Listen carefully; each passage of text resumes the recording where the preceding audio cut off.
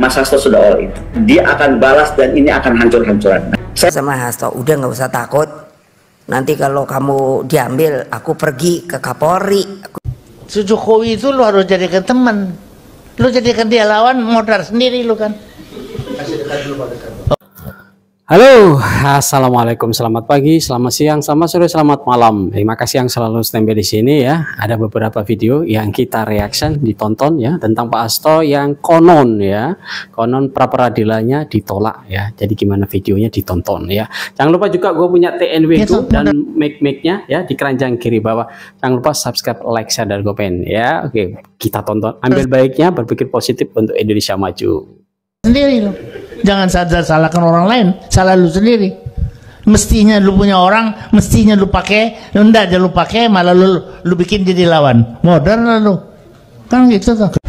Jokowi itu lu harus jadikan lawan, modern sendiri. Lu jadikan dia lawan. Ini Pak Sofyan Wanandi ya, nggak salah ya. Sorry, itu modern sendiri lu. Salahkan orang lain, salah lu sendiri. Mestinya lu punya orang, mestinya lu pakai, enggak aja lu pakai, malah lu makanya kalau saya mau ngomong sama Hasto sekali lagi, gua mau bilang sama lu, yang salah tuh lu yang lu tahu tak? Nggak tahu. Tuh cek sama juga kakek lu gitu lu. Ya, lu yang punya salah, lu yang gede-gedekan si ibu jadi begitu, supaya lu tuh bisa kuasa. Nggak betul. Jadi maka itu sebenarnya salah lu juga. Jangan lu bilang ibunya yang salah. Lu yang tukang gosok-gosok. Kan gitu. Emang Hasto tukang gosok-gosok, Mbak? Kan siapa lagi udah? Yang tiap hari sama ibu sama baca. Kan si Hasto. Dia sekjen. Apa aja didengar oleh ibu. Hasto. Kan begitu. Oh gitu. Ibu kan punya banyak source of information. Tapi dia ada dengar yang lain. Intelijen kan juga. Alah, itu jangan intelijen. Saya selalu mengatakan persoalan Hasto sudah selesai, sudah tersangka ini barang yang selama ini terkait dan seterusnya itu kan sudah dipanggil satu persatu. Kemarin mantan komisioner KPU sudah dipanggil, diminta pernyataannya dan diminta kesaksiannya. Mungkin setelah tanggal 10 Januari dipanggil. Ini kan tinggal kita tunggu nih Pak Hasto ini follow up-nya seperti apa, mau tahan atau mau pra peradilan dan seterusnya. Dan yang paling ditunggu oleh publik sekarang KPK ke depan seperti apa. Cerita Pak Hasto ini sudah selesai, tinggal teman-teman PDIP tim hukumnya itu cari jalan keadilan, peradilan. Kemudian KPK akan menindaklanjuti. Maksud pengembangan atau fakta baru ataupun keadaan baru itu di bab mana dalam KUHAP? Ketika kita menggunakan istilah adanya fakta baru dan keadaan baru, itu hanya ada di bab peninjauan kembali. Jadi nggak dikenal tuh pengembangan fakta baru dan seterusnya. Ini kalau nggak salah pengacaranya ya. Masuk proses yang disebut penetapan tersangka, pasal 44 KPK menyatakan apa? Adanya penyelidikan dan penyidikan, maka ada dua putusan di pengadilan negeri yang sama juga. TV1, acara di TV1 ini. Kalau penetapan tersangka mengambil alih dari alat bukti yang diperoleh dan atau ditunjuk sprindiknya orang lain, tidak boleh, tidak sah. Satu. Kalau penetapan tersangka tidak dimulai dari proses penyidikan, tidak sah. Itu belum diuji, ya. Maka saya bilang kalau memang putusannya itu dikabulkan, harusnya ini kan bola panas kalau dikabulkan, Pak. Makanya diaborsi nih, nggak boleh lahir bayi keadilan. Ada pendapat dengan itu? Ini nggak boleh lahir keadilan. Karena jadi kata-katanya adalah tendensius diaborsi. Jadi saya kira ini adalah ini sikap pengacara yang frustrasi dengan kata-kata. Yang sudah diajukan. Oh iya.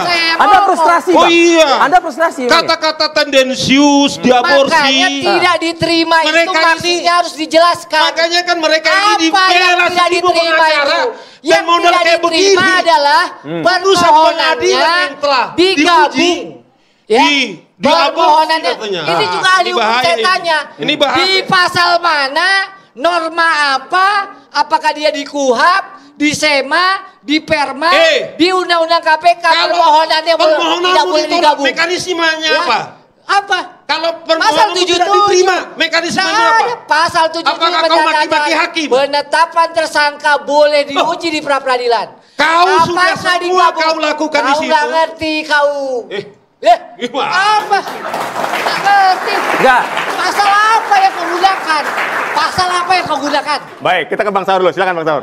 Pasal apa yang kau gunakan? Tempelannya. Patra. Kita gantian. Sudah memberikan Saur ya. Ya, Ini tidak diterima, bukan ditolak permohonan. Iya, makanya karena permohonanmu dibilang kamu buat 2 sprindik sudah telah diuji oleh hakim. Tidak diterima putusannya. Makanya kalau nggak diterima, makanya kalian mau tersangka. Ada upaya lagi seharusnya. Apalagi mekanismenya. Cari mekanismenya. Yang namanya tidak diterima, penetapan tersangka atau tidak tersangkanya itu belum diuji, Pak. Makanya berkas statusnya makanya tidak diterima, bukannya makanya. Karena tidak diterima, status daripada tersangkanya Hasto adalah sah. Ya. Ini belum diuji. Bagaimana? Nah, karena tidak diuji. Yang sudah diuji itu 2 pengadilan. Bahaya ini. Ya. Bahaya. 2 pengadilan. Ada A, B, C, D. Ya. Ternyata D itu sudah kabur sampai hari ini. Lalu putusan. Jadi saya bilang sama Hasto, udah nggak usah takut. Nanti kalau kamu diambil, aku pergi ke Kapolri. Aku bilang gitu. Coba pingin apa ngomong si Kapolri itu? Loh iyalah. Enak aja. Masukin itu ke media.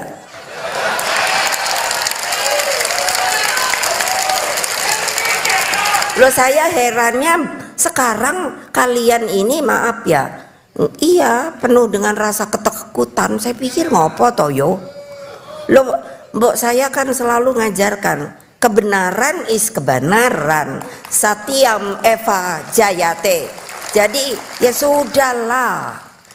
PDIP ini bagusnya jadi oposisi dia bagus. Tapi ketika dia menang dia nggak bagus.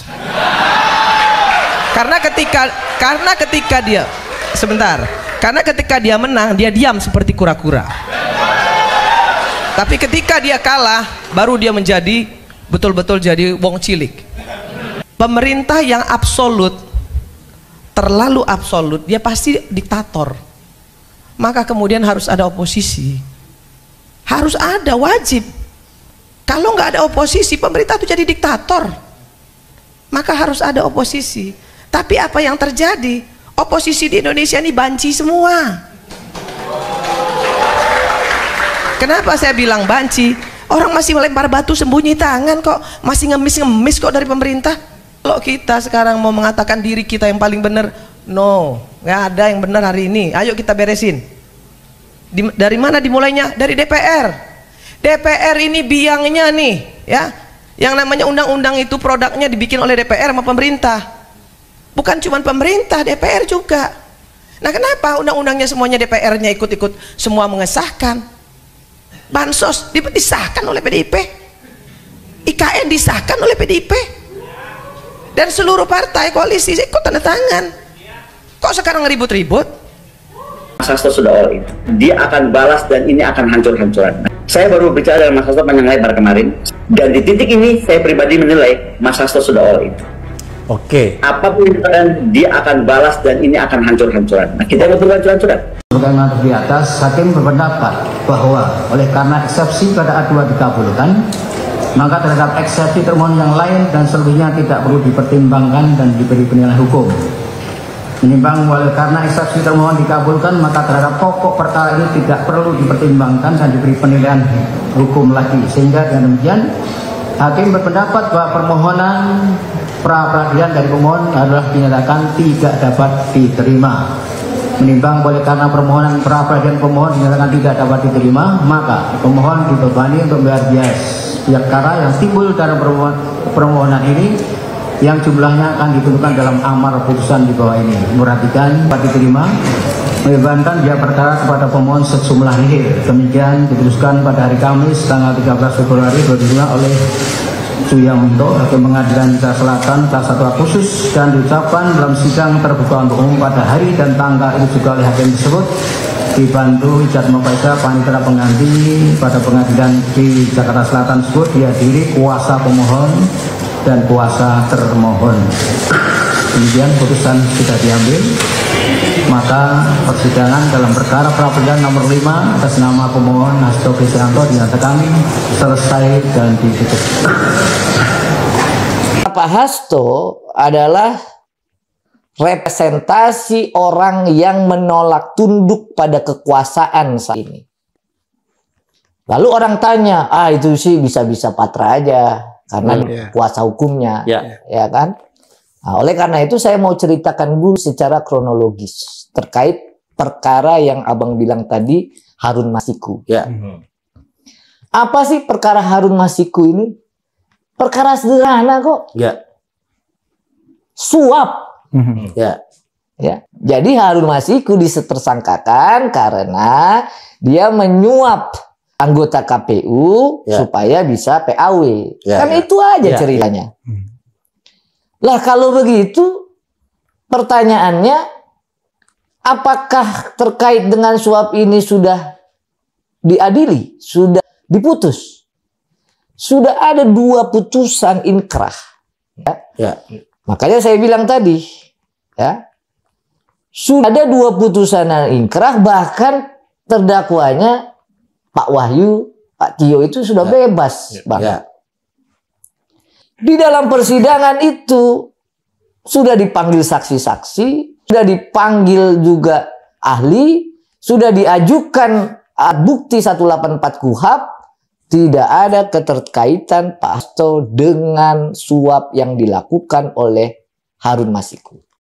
Ya, demikian ya. Tetap ambil positifnya, maju terus untuk Indonesia. Jangan lupa di keranjang kiri bawah ada TNW Go dan mic-nya ya, ada mic-nya di situ. Terima kasih tonton video-video kami. Jangan lupa subscribe, like, share, dan komen. Jumpa lagi di video-video berikutnya. Assalamualaikum, selamat pagi, siang, sore, dan malam.